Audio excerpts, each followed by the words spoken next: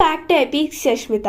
అసురులకు కచా బృహస్పతి కొడుకు ఇక్కడికి సంజీవిని మంత్రం నేర్చుకోవడానికి వచ్చాడు అని తెలిసిన వెంటనే వాళ్ళు కచాని చంపడానికి ప్రయత్నాలు మొదలు పెడతారు.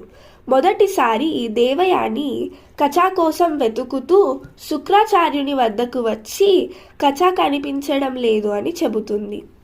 అయితే శుక్రాచార్యులు తన శక్తితో చూస్తారు.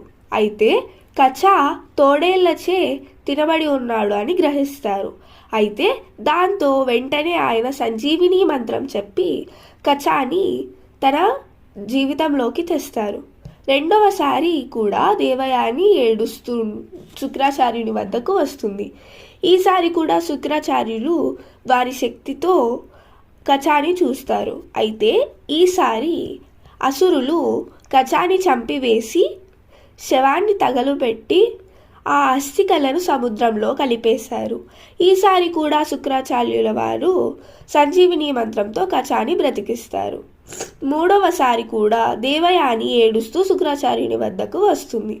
కానీ ఈసారి శుక్రాచార్యులు తెలుసుకున్నది ఏమంటే ఆయనని చంపేసి ఆ అస్థికలను శుక్రాచార్యుని తాగే నీళ్ళలో కలిపేశారు అని.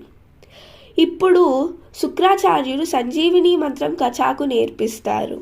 అయితే శుక్రాచార్యుల వారు సంజీవిని మంత్రం చెప్పి కచాను తన పొట్టలో నుంచి బయటికి తెప్పిస్తారు. కానీ ఈయన మరణించడంతో కచా సంజీవిని మంత్రం చెప్పి శుక్రాచార్యులను బ్రతికిస్తారు. అయితే దీని తర్వాత జరిగింది తెలిస్తే please like, share and comment. Thank you.